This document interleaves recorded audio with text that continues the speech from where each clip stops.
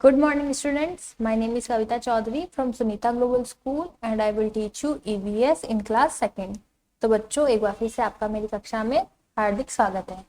आज की क्लास को शुरू करने से पहले हमने पिछली क्लास में क्या क्या पढ़ा था उसके बारे में हम डिस्कस करेंगे। उसके बाद आज की क्लास में हम क्या पढ़ने वाले हैं वो मैं आपको बताऊंगी। तो पिछली क्लास में हमने क्या पढ़ा था बच्चों, वो एक बार फिर से देख लो। हमने पिछली क्लास में chapter number 11 time for celebration इसके डिफिकल्ट वर्ड्स किए थे, यानी कठिन शब्द। ठीक है, आपको न्यू पेज से क्लास वर्क लिखना था और चैप्टर नंबर 11 लिखना था टाइम फॉर सेलिब्रेशन। और ये काम आपको जो पीडीएफ सेंड की गई थी उसको देखकर ही एज इट इज अपनी कॉपी में लिखना था। तो मैं उम्मीद करूंगी आपने अपना काम जो है वो टाइम पर समय पर कर लिया होगा। तो डिफिकल्ट वर्ड्स क्या क्या थे एक बार फिर से देख लेते हैं। फर्स्ट था रंगोली। रंगोली क्या होता है? जो कलर पाउडर से या फिर फूलों की पत्तियों से जो डिजाइन बनाते हैं, ठीक है, घर के आगे, उसको बोलते हैं रंगोली। हार्वेस्टिंग का मतलब होता है काटना, किसको? फसलों को। थर्ड नंबर पर है परेड। परेड यानी कि जुलूस। फोर्थ नंबर पर है इंडिपेंडेंस डे। इंडिपेंडेंस डे यानी कि स्वतंत्रता दिवस, आजादी का दिवस। लीडरशिप। लीडरशिप यानी नेतृत्व करना। सिक्स नंबर पर है सोशल इविल्स। सोशल इविल्स यानी सामाजिक बुराई। सेवंथ नंबर पर है रिलीजियस फेस्टिवल। रिलीजियस फेस्टिवल यानी कि धार्मिक त्योहार। 8 नंबर पर है रमजान। रमजान क्या होता है?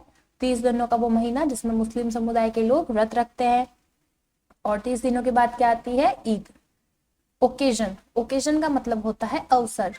और 10 नंबर पर है ऑर्गेनाइज्ड। ऑर्गेनाइज्ड का मतलब होता है व्यवस्थित या फिर किसी चीज को रखना, किसी चीज का जश्न मनाना। जैसे मैंने आपको एक एग्जांपल बताया था कि मेरी मम्मी ने मेरी बर्थडे पार्टी ऑर्गेनाइज की है, यानी कि पार्टी रखी है। ठीक है, इसका सरल रूप मैं आपको बता रही हूँ कि ऑर्गेनाइज का मतलब क्या होता है, क्योंकि आप अभी इतना नहीं समझ पाओगे। अब आज की क्लास में हम करेंगे इस चैप्टर के क्वेश्चन आंसर। तो देखते हैं क्वेश्चन आंसर कौन कौन से हैं, उसके आंसर क्या क्या है।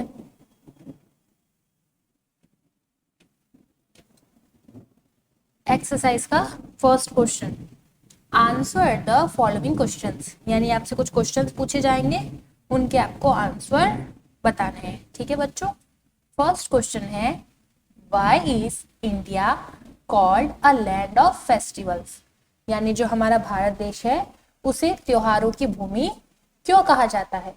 भारत देश को त्योहारों की भूमि क्यों कहा जाता है? ऐसा क्यों कहा जाता है कि जो भारत है वो त्योहारों का देश है? उसके बारे में आपको आंसर बताना है। तो हमारा आंसर क्या होगा वो देखिए, India is a land of a festivals. तो जो इंडिया है, भारत जो है वो त्योहारों की भूमि है, त्योहारों का देश है। More than 500 festivals are celebrated in 365 days, यानी कि पूरे 3 साल के 365 दिनों में से 500 से ज्यादा जो त्योहार है वो भारत के अलग अलग कोनों में मनाए जाते हैं, in different parts of our country. इस पूरी लाइन का मतलब क्या हो गया कि साल में कितने दिन होते हैं? 365, यानी 365 डेज। उन डेज के अंदर अंदर जो है 500 से भी ज्यादा, यानी 500 से भी ज्यादा जो त्योहार है वो भारत के अलग अलग हिस्सों में मनाए जाते हैं। इसलिए इंडिया को क्या बोला जाता है? India is a land of festivals, यानी जो भारत है वो क्या है? त्योहारों की भूमि है। पूरी दुनिया में सबसे ज्यादा त्योहार कहाँ मनाए जाते हैं? भारत के अंदर। अब नेक्स्ट है क्वेश्चन नंबर 2। क्या है question number 2? What do festivals mean to you, यानी कि आपके हिसाब से फेस्टिवल का मतलब क्या है? आपको वो बताना है कि आपके हिसाब से फेस्टिवल से आप क्या समझते हो, आपके हिसाब से फेस्टिवल का क्या मतलब है। तो हमने चैप्टर में भी पढ़ा था फेस्टिवल्स का मतलब क्या हो गया, gifts, new clothes, feast, singing, dancing, वो सब हमारे लिए क्या है? फेस्टिवल। तो वैसा ही आंसर जो है हम लिखेंगे। तो देखिए बच्चों, सेकंड क्वेश्चन का answer, festival means holidays, fun, feast, gifts, new clothes, singing and dancing with friends and family. यानी कि फेस्टिवल का मतलब क्या है? हॉलीडेज यानी कि छुट्टियां, फन यानी कि मजा, फीस्ट यानी कि दावत, गिफ्ट्स यानी कि तोहफे, न्यू क्लोथ्स यानी नए कपड़े, singing and dancing with friends and family यानी परिवार और दोस्तों के साथ गाना और नाचना। इसका मतलब क्या है? फेस्टिवल है। फेस्टिवल का मतलब क्या है? हमें छुट्टियां मिलती हैं, हम मजे करते हैं, हम खूब दावत खाते हैं, हमें खूब सारे नए नए तोहफे मिलते हैं, हम नए कपड़े पहनते हैं और हम अपने दोस्तों और परिवार वालों के साथ खूब नाचते और गाते हैं। इसका मतलब है क्या, त्योहारों का क्या मतलब है हमारे हिसाब से? हमारे हिसाब से त्योहारों का यही मतलब है कि हमें छुट्टियां मिलेगी, हम खूब मजा करेंगे, दावत खाएंगे, हमें नए कपड़े मिलेंगे, हम खूब नाचेंगे गाएंगे। ठीक है बच्चों, तो ये इसका आंसर हो गया। अब है question number 3, how is Onam celebrated. Question 3 क्या पूछा है कि जो ओनम का त्योहार होता है, सबसे पहले आप ये बताओ कि ओनम कौन सा त्योहार है? हार्वेस्टिंग फेस्टिवल है। ठीक है, आपको याद रखना है कि जो ओनम का फेस्टिवल है वो कौन सा फेस्टिवल है, रिलीजियस है, नेशनल है या फिर हार्वेस्टिंग के रिलेटेड है। तो आपको ध्यान रखना है कि जो ओनम है ना वो कौन सा त्योहार है, कौन सा फेस्टिवल है, हार्वेस्टेड, ठीक है, उससे रिलेटेड त्योहार है। क्वेश्चन क्या है, how is Onam celebrated, Onam किस तरह से मनाया जाता है, ओनम के त्योहार को किस तरह से मनाया जाता है, इसको सेलिब्रेट किस तरह से करते हैं। तो आंसर हम क्या लिखेंगे, ऑन द डे यानी इस दिन, people clean and decorate their houses, जो लोग होते हैं वहां के वो अपने घर को साफ करते हैं और उसे सजाते हैं। डेकोरेट यानी सजाना, क्लीन मैंने साफ करना। Onam feast is serve on a banana leaf, और जो ओनम की दावत होती है यानी ओनम के त्योहार पर जो अच्छा खाना बनता है उसको क्या बोलते हैं, दावत। तो जो ओनम की फीस्ट होती है उसको केले के पत्तों पर परोसा जाता है। इस तरह से जो है ओनम का त्योहार सेलिब्रेट किया जाता है। ठीक है बच्चों, उसमें खूब सारी बातें लिखी थी जो हमने चैप्टर पढ़ा था। उसमें हमने क्या पढ़ा था कि जो डेमोन किंग था महाबली, उसकी याद में मनाया जाता है। ठीक है, और फिर हमने देखा कि इस दिन जो है लोग अपने घर साफ करते हैं, उसको सजाते हैं। ओनम की जो फीस्ट होती है वो बनाना लीफ पर सर्व की जाती है, और साथ में जो वहाँ की डिशेस थी, क्या क्या नाम था उनका वो हमने देखा। ठीक है, जैसे पायसम वगैरह, अविल, ये सब डिशेस। और उसके बाद हमने क्या देखा कि 120 मैन जो होते हैं वो बोट के अंदर बैठते हैं और रेस लगाते। इन सब तरीकों से ओनम मनाया जाता है। पर यहाँ पर मैंने आपको थोड़ा आंसर शॉर्ट लिखवा दिया है क्योंकि आप अभी इतना याद नहीं कर सकते हो। मेन मेन जो पॉइंट्स थे वो मैंने लिखा है कि इस दिन जो लोग होते हैं वो क्या करते हैं, अपने घरों की सफाई करते हैं, उसे सजाते हैं। और जो ओनम की फीस्ट होती है, मेन क्या है कि जो ओनम की दावत होती है वो कहाँ पर सर्व की जाती है, केलों के पत्तों पर सर्व की जाती है। फिर उसमें से ही लेकर लोग खाते हैं, यानी यहाँ पर थाली का यूज नहीं होता। आप जब ओनम की फीस्ट खा रहे हो तो आपको एक केले का पत्ता बिछा कर देंगे, उस पर आपको जो भी खाने का बनाया है वो डालेंगे, उसी में से आपको लेकर खाना होता है। ठीक है, तो इस तरह से ओनम जो है वो सेलिब्रेट किया जाता है। Question number 4, next question, how do Muslim celebrate Eid, यानी कि जो मुस्लिम होते हैं वो ईद का त्योहार कैसे मनाते हैं, उसके बारे में हमें लिखना है कि ईद का त्योहार किस तरह से मनाया जाता है। तो अब आप ये बताओ कि जो ईद का त्योहार है वो कौन सा फेस्टिवल है, वो एक नेशनल फेस्टिवल है, वो रिलीजियस फेस्टिवल है, वो हार्वेस्टिंग फेस्टिवल है, कौन सा फेस्टिवल है, ईद। याद करो, तो जो ईद का त्योहार होता है वो एक रिलीजियस फेस्टिवल है, यानी एक धार्मिक त्योहार है। ठीक है, अब आपको बताना है कि जो मुस्लिम लोग होते हैं वो ईद को किस तरह से मनाते हैं, किस तरह से सेलिब्रेट करते हैं।